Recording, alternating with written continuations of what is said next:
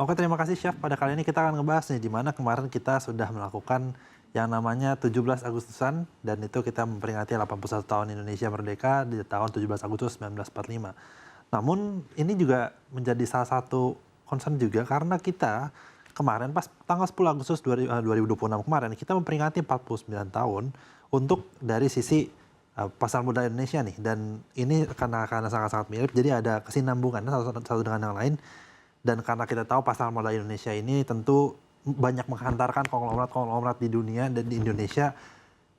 Dan kira-kira seberapa besar sih perubahannya dari tahun ke tahun, dan kita akan nanti ulas juga dari kurang lebih setiap 10 tahunan dan setiap kejadian tersebut apa aja emiten-emiten yang berhasil terbang, dan dengan keadaan seperti ini tahun 1970-an, 1980, 1990 sampai dengan 2020-an ini apa aja sih yang benar-benar terjadi di pasar modal Indonesia dan juga di Indonesia terutama dengan keadaan seperti ini, karena kita baru saja memperingati HUT RI yang ke-81. Pada kali ini kita akan ngebahas nih di mana HUT ke-81 RI ini emiten paling bersinar di setiap era pasar modal Indonesia. Mungkin kita boleh next lagi. Ini adalah gambarannya di mana kita kalau misalnya lihat di sini, ini ada emiten itu pertama kali ada 1912, itu kalau misalnya kita lihat itu pertama kali didirikan oleh Batavia. Jadi Batavia ini pertama kali mendirikan pasar modal Indonesia, namun karena ini waktu itu masih di bawah pemerintahan Hindia Belanda, jadi ini masih berada di naungan Batavia. Dan kalau misalnya kita lihat tahun 1977 itu, tanggal 10 Agustus 1977, di tepatnya itu akhirnya ada salah satu emiten yaitu Semen Cibinong yang melakukan IPO di pasar modal Indonesia, dan itu menjadikan pasar modal Indonesia diaktifkan kembali sehingga itu diperingati sebagai tanggal ulang tahunnya pasar modal Indonesia, dan kita memperingati kemarin ke 49 tahunnya. Dan kalau kita lihat di sini itu tanggal 13 Juli 1992 itu Bursa Efek Jakarta diwastanisasi. Tanggal ini diperingati sebagai hari ulang tahun Bursa Efek Jakarta. Dan kita lihat juga kemarin kan sebenarnya Bursa Efek ada beberapa dan kemudian digabungkan menjadi satu hanya Bursa Efek Indonesia. Tanggal 30 November 2007 yaitu Bursa Efek Jakarta dan Bursa Efek Surabaya bergabung menjadi satu, menjadi Bursa Efek Indonesia yang baru. Dan kemudian 2026 ini Indonesia merayakan HUT ke-81 dan pasar modal memasuki 49 tahun sejak diaktifkannya kembali pas tanggal 10 Agustus 1977 ini. Mungkin boleh next lagi. Dan kalau misalnya kita lihat di sini, mengapa ada 2 hari ulang tahun? Karena kalau misalnya kita lihat kan sebenarnya kemarin Juli juga udah merayakan, namun kok ada lagi 10 Agustus gitu. Dan ini kita lihat nih di sini 13 Juli memperingati swastianisasi Bursa Efek Jakarta pada 1992. Sementara kalau misalnya kita 10 Agustus itu memperingati diaktifkannya kembali pasar modal Indonesia pada 1977. Dan kita juga jadi keduanya memperingati peristiwa sejarah yang berbeda. Perjalanan pasar modal Indonesia juga menjadi perjalanan perubahan kekuatan ekonomi, baik itu dari sisi industri dan konsumsi menuju perbankan, komoditas, teknologi, serta saham konglomerasi yang kita lihat nih sampai belakangan ini kan saham konglomerasi itu sangat-sangat tinggi, dan kita transaksinya sangat-sangat besar juga karena ada influencer. Dari situ kita lihat juga dari segi media segala macam itu sangat-sangat bervariasi, dan itu meningkatkan kalau misalnya kita tadi dari Chef juga menjelaskan investor retail itu mengalami kenaikan cukup signifikan sampai SID menembus 30 juta, dan itu sangat-sangat besar, sudah mencapai belasan persen dari total penduduk Indonesia gitu. Mungkin boleh next lagi. Nah, ini adalah kurang lebih gambarannya dari selama puluhan tahun Indonesia dan pasar modal Indonesia. Ini kira-kira gambarannya nih.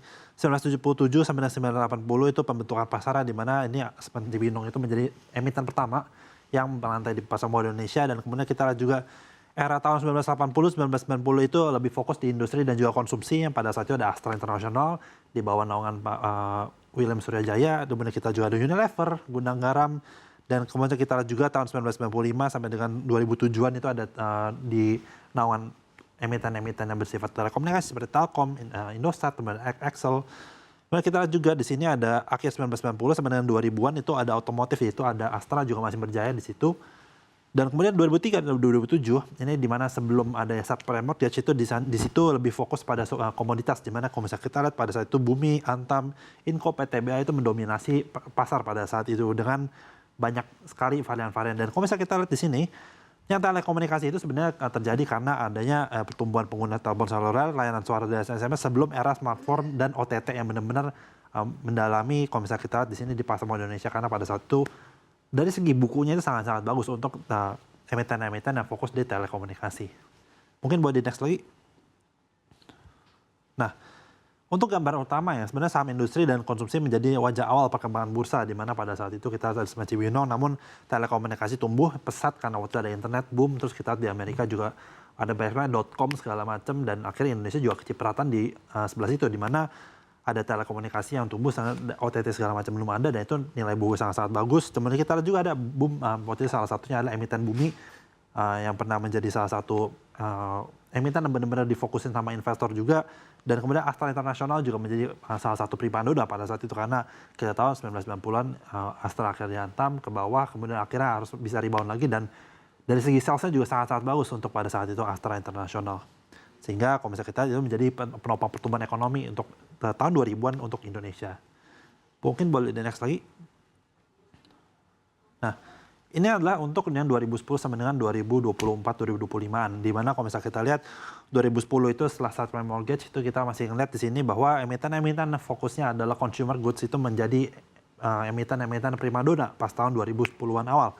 Di mana Unilever, HMSP, Gudang Garam, ICBP ini menjadi salah satu primadona pada saatnya, di mana sampai dengan kurang lebih masih di level 2010-an itu masih sangat-sangat terbang semua untuk emiten-emiten tersebut. Namun seiring berjalan waktu akan ada downfall-nya juga. Kemudian 2014 sampai 2019 itu kita lihat ada saham-saham perbankan yang naiknya cukup signifikan juga. Karena pada saat itu pertumbuhan kreditnya bagus, kemudian kita lihat juga digital layanan bagus, kualitas asetnya bagus, peningkatan kepercayaan investor dan lain-lain. Dan pada saat itu banking itu benar-benar sangat diminati investor karena pada saat itu pertumbuhannya itu sangat-sangat bagus. Sampai dengan 2020 juga itu masih sangat-sangat bagus walaupun waktu itu sempat dihantam sama COVID. Sampai akhirnya 2020, 2021 sampai 2022 itu ada di mana bank-bank digital itu mulai naik daun semua. Kita tahu bahwa ada beberapa bank sini seperti Arto, terus ada bank, terus BBYB, DCI, ini juga menjadi salah satu pada momen itu naiknya sampai ribuan persen dan lain-lain, sehingga pada saat itu karena ada suku bunga rendah, kita tahu The Fed ada waktu itu turunnya suku bunga karena quantitative easing yang dia lakukan di Amerika itu menyebabkan kita punya likuiditas di Indonesia juga mengalami kenaikan secara signifikan sampai akhirnya waktu itu pasar saham sangat-sangat booming, dan itu membuat pasar saham terutama bank-bank digital itu mengalami kenaikan sangat-sangat luar biasa, sangat-sangat eksponensial. Kemudian kita lihat juga pas setelah bank digital tersebut lanjut, ada di mana quantitative tightening oleh The Fed, dan pada saat itu di lain sisi pasar modal Indonesia masih sangat-sangat bagus, di mana pada saat itu ada karena adanya perang di Ukraina dan Rusia, kita tahu ada komoditi boom juga. Pada saat itu Bayan, Adaro, ITMG, AMMN, brand itu kena semua karena mereka fokusnya di energi, dan itu sahamnya naiknya cukup luar biasa. Sampai waktu itu kalau misalnya kita lihat Paloh Tukong itu berhasil menjadi orang terkaya di Indonesia pada saat itu karena ada boom dari komoditas itu sendiri, terutama di batu bara, karena waktu itu ada commodity windfall dari perang perang dari Ukraine dan juga Rusia pada saat itu. Dan kemudian 2023 sampai dengan 2025 dan sampai dengan 2026 sebenarnya, walaupun 2026 itu di awal-awal tahun itu ada isu MSCI, namun saham-saham konglomerasi itu menjadi salah satu penopang utama dari segi bursa efek, di mana komparasi pada kita saat itu ada saham-saham terutama saham-saham Pak Prayogo, di itu brand, ada Cuan, TPIA, AMMN, dan masih banyak lagi yang sebenarnya kita nggak bisa sebutin salah satu, dan itu pada saat itu boomnya cukup luar biasa, di mana kalau misalnya kita lihat pas 2025 itu naiknya cukup luar biasa sampai kemarin akhirnya 2026 awal itu bisa mencapai 9.100 untuk IHSG, dan itu sebenarnya sangat-sangat tinggi banget kita lihat dengan keadaan seperti ini. Dan dengan seperti ini kita ngeliat nanti ke depan kira-kira bisa ada apa lagi, dan nanti kita akan review lagi. Dan kita akan lanjut nih kira-kira dari emiten-emiten udah terbang tinggi ini kira-kira konglo-konglo mana aja sih yang diuntungkan. Mungkin boleh di next lagi. Nah, ini mungkin kita kasih gambaran dulu yaitu di mana consumer tadi kita lihat ada bagusnya juga, terus kita lihat juga ada bank besar juga, ada bank, lebih itu lanjut ke bank digital, dan juga setelahnya energi, hilirisasi, dan saham konglomerasi yang kita masih dengar-dengar untuk sampai dengan akhir ini. Mungkin boleh di next. Nah, ini adalah pengusaha-pengusaha yang benar-benar diuntungkan ya, di mana dari setiap boom ini adalah beberapa emiten dan juga pengusaha-pengusahanya. Pada saat itu ada CDI waktu melakukan IPO, kalau misalnya kita lihat tahun lalu, itu dia berhasil melakukan tahun 779%, itu sejak IPO-nya, jadi itu sangat-sangat tinggi. Itu dimiliki oleh Pak Prayogo juga. Kemudian kita lihat juga DCI juga di sini mencapai 375%, bisnis data center dimiliki oleh Toto Sugiri dan juga Salim Group. Kita lihat juga ada Petro, BRPT, kemudian ada Cuan itu juga milik Pak Prayogo juga, kurang lebih masih triple digit persen naiknya. Itu ada jasanya mirip-mirip, beda-beda tergantung dari masing-masing emitennya. Dan juga kita di sini ada Bumi, di mana itu adalah gabungan antara grup Bakri dan juga grup Salim. Dan kita sekarang masih lihat masih momentum masih terjaga, kemudian kita nilai transaksi sangat-sangat bagus. Kemudian ada DSSA juga, DSSA ini merupakan grup dari Sinarmas, yang fokusnya itu sebagai holdings, kalau misalnya kita lihat di sini. Dan kemudian kalau misalnya kita lihat itu IDX Technology itu mengalami kenaikan cukup signifikan mencapai 138%. Dan itu kalau misalnya kita lihat ini dengan sektor teknologi dan digital. Mungkin boleh next lagi. Nah, mengapa saham konglomerasi bersinar? Kalau misalnya kita lihat pada beberapa waktu terakhir, itu kita di sini memiliki modal jaringan ekosistem bisnis yang kuat, di mana pada saat itu ada banyak sekali ekspansi, kemudian kita juga dari segi aksi korporasi juga banyak, terus kita juga aktif melakukan IPO seperti yang tadi CDI, itu naiknya sampai triple digit persen, sampai 200%, itu juga merupakan salah satu karena IPO itu sukses dan juga investor waktu itu lagi posisi yang sangat-sangat lagi bull market banget, jadi orang pengen invest itu sangat-sangat tinggi karena gambaran kasarnya ada easy money pada saat itu. Kemudian kita juga lihat ada membawa tema yang diminati seperti AI, data center, energi, dan hilirisasi pada saat itu, kan jadi banyak sekali yang terbangkan. Kemudian kita lihat juga MSCI pada saat itu menjadi topik pembicaraan sangat-sangat hangat, karena kita lihat influencer di CNBC pun kita banyak menjelaskan bahwa MSCI ini sangat-sangat berpengaruh, dan itu berhasil ngebuat banyak sekali emiten-emiten yang melakukan narasi di mana ini akan masuk MSCI, itu akhirnya terbang tinggi dan akhirnya banyak sekali orang-orang yang melakukan transaksi di situ. Jadi dengan kata seperti ada MSCI Global Standard dan juga ada small cap untuk di Indonesia. Kemudian kita lihat juga ada media sosial dan influencer memperbesar exposure serta FOMO investor retail, dan kita udah disebutin juga nilai transaksi sangat-sangat besar dan itu masih terjalin sampai sekarang, walaupun kalau misalnya kita foreign-nya udah mulai keluar beberapa saat lalu dan sekarang juga masih melakukan net foreign outflow selama year to date 2026 ini. Kemudian kita juga porsi transaksi retail meningkat dari sekitar 38% pada 2024 menjadi 50% pada 2025. Jadi ini penaikannya sangat-sangat signifikan dan nilai transaksi sangat-sangat besar dengan keadaan seperti ini. Dan itu bagus bagi IHSG dan juga IDX karena dengan keadaan seperti itu bisa menopang untuk dari segi indeks poinnya sendiri dan juga emiten-emitennya jadi lebih besar perlebarannya, dan kita bisa melihat bahwa emiten-emiten tersebut mengalami kenaikan cukup signifikan walaupun waktu itu tidak terlalu bergantung dengan emiten-emiten yang fokusnya pada perbankan dan juga terutama blue chip ya. Mungkin boleh next lagi. Nah, ini adalah kalau misalnya kita bandingin nih antara 2025 dan 2026, dan ini data kita ambil ini pas kalau misalkan kemarin tahun lalu, ini yang sebelah kiri itu ketika Indonesia merayakan 80 tahunnya, itu kita lihat di sini ada nomor satu ada Prayogo, waktu itu kekayaannya mencapai 612,08 triliun. Kemudian kalau misalnya kita lihat nomor 2 ini ada Lo Tuk Wong 456,83, dan kemudian nomor 3 itu ada Robert Budi Hartono. Nomor 4 itu ada Michael Hartono dan 5 itu ada Oto Sugiri, dan ini top 5-nya. Jadi kalau misalnya kita di atas itu Prayogo itu dari segi saham-saham brand, TPIA dan lain-lain. Kalau Lo Tuk Wong ini fokusnya di Bayan. Kemudian kita ada Hartono bersaudara di sini, itu fokusnya di BCA dan juga ada beberapa emiten lainnya seperti TOR dan lain-lain. Oto Sugiri ini fokusnya di DCII dan ini juga menghantar salah satu rekannya juga, itu bisa masuk ke dalam daftar top 10 juga. Kemudian berbeda sekali dengan di tahun ke-81 ini, di mana tahun 2026 Lo Tuk Wong menempati posisi pertama, namun kekayaannya sangat berkurang signifikan. Karena kalau misalnya kita lihat, yang pertama dan yang tahun ke-80 dan ke tahun ke-81, itu hampir turun kurang lebih 50%. Dari 612-an ke 350 doang. Dan saat ini ditempati oleh Pak Lo Tuk Wong dari Bayan. Kemudian kita lihat di sini nomor 2, Pak Prayogo harus mengalami penurunan signifikan karena ada isu MSCI kalau misalnya kita lihat yang awal tahun di Januari kemarin, sampai akhirnya emiten-emiten harus dihantam ke bawah dengan keadaan seperti ini, mencapai nilai kekayaan hanya tinggal 308 itu kurang lebih turunnya sampai 51%-an. Dan untuk Robert Budi Hartono mencapai 287, jadi mengalami penurunan juga karena holdingsnya itu basically di perbankan. Dan kemudian kita lihat juga Anthony Salim di sini mencapai nomor 4 dan Tahir dan Keluarga itu mencapai nomor 5. Jadi ada perputaran yang agak berubah di sini.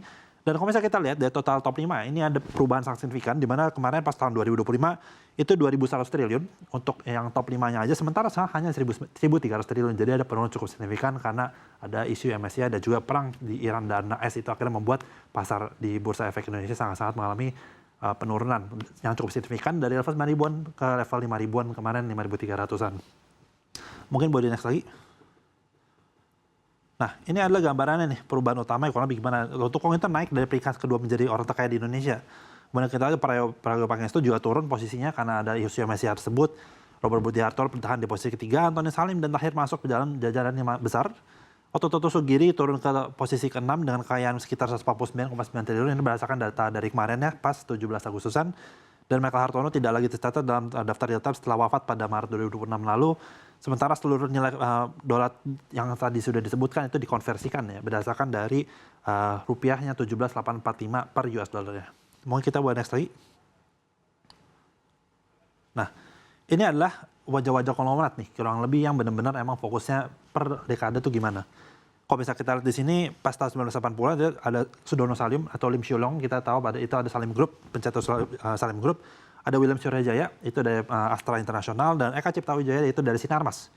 Kita lihat di sini sumber utama kekayaannya adalah pangan, otomotif, manufaktur, dan perkebunan pada saat itu.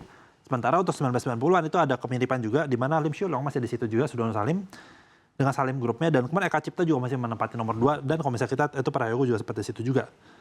Kemudian 2000-an itu ada Sukanto Tanoto, Abu Rizal Bakri, dan Eka Cipta pada saat itu, di mana kalau misalnya kita fokusnya itu di pulp dan kertas, batu bara, dan perkebunan dan perbankan pada saat itu. Kemudian kita lihat 2010-an itu ada Hartono bersaudara akibat dari take over BCA, Susilo Wonowijoyo, Antoni Salim yaitu fokusnya di perbankan, rokok, dan juga barang konsumsi. Sementara di 2020-an yaitu Prayogo Pangestu, Lotukong, dan juga Hartono bersaudara masih di situ juga dengan fokus di energi, batu bara, perbankan, dan pasar modal. Mungkin boleh next lagi. Nah, jadi ini kurang lebih pergeseran di mana kalau misalnya kita 1980-an itu fokusnya di industri dan pembentukan konglomerasi besar. 1990-an itu ekspansi bisnis terdiversifikasi karena pada saat itu rencananya sudah jelas segala macam karena pada saat itu di zaman Pak Era Soeharto. Kemudian kita juga 2000-an itu ada ledakan harga komoditas. Kemudian 2010 ada dominasi oleh perbankan dan konsumsi. Sementara 2020 itu energi, hilirisasi IPO, dan juga kenaikan saham akibat MSCI pada saat ini dan juga bank-bank digital. Jadi konglomerat lama tidak sepenuhnya menghilang, mereka bertahan lintas generasi, sementara sumber kekayaan terus bergeser mengikuti perubahan ekonomi dan juga kurang lebih gambaran dari seluruh global itu kurang lebih fokus money itu ke arah mana. Mungkin boleh di next lagi. Nah, ini pergantian era nih. Kita ngeliat di sini ada pergantian di mana setiap 10 tahun itu ada pergantian dan juga kalau misalnya kita dengar seperti ini, emiten-emiten yang topnya itu juga mengalami perubahan dan kita ngeliat di sini masih banyak banget dan terutama perbankan ini yang paling sustainable dan juga consumer. Dimana kalau misalnya kita setiap era pasar modal Indonesia memiliki sektor dan emiten unggulan yang berbeda. Ada industri dan konsumsi menjadi kekuatan awal, dilanjutkan telekomunikasi, komoditas, perbankan, teknologi, dan serta energi. Dimana kalau misalnya pada 2025, teknologi unggul secara sektoral tetapi saham konglomerasi mendominasi karena ada MSCI tadi. Kemudian kita juga sentimen MSCI menarik perhatian institusi, sementara media sosial dan pertumbuhan investor retail memperbesar aktivitas perdagangan ini sendiri.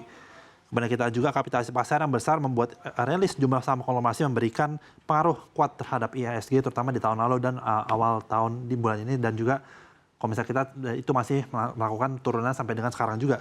Kemudian perubahan harga saham juga dapat menaikkan atau memangkas kekayaan pemiliknya hingga ratusan triliun rupiah seperti yang kita lihat tadi. Kemudian kita juga daftar orang terkaya di Indonesia akhirnya menjadi terminan perubahan sektor utama perekonomian dan pasar modal Indonesia. Jadi kurang lebih selama puluhan tahun Indonesia sudah berdiri, itu kurang lebih sejarahnya secara singkat Indonesia itu seperti apa sih di naungan pasar modal, baik itu dari segi konglomeratnya, dari segi emitennya, ada perubahan cukup signifikan. Dan ini masih akan terus berlanjut tergantung dengan kebijakan, money flow, dan lain-lain. Jadi dengan keadaan seperti ini, bull market pasti akan ada lagi, namun kita perlu lihat nanti ke depan bull market itu di arah mana, karena ada pertumbuhan kekayaan secara signifikan, dan kita akan melihat nanti kurang lebih Indonesia akan kemana di HUT ke-82 dan juga selanjutnya. Karena kita tahu bahwa Indonesia Emas tahun 2045 itu akan menaungi kita dan kita lihat nanti emiten-emiten mana aja yang akan mendominasi di pasar.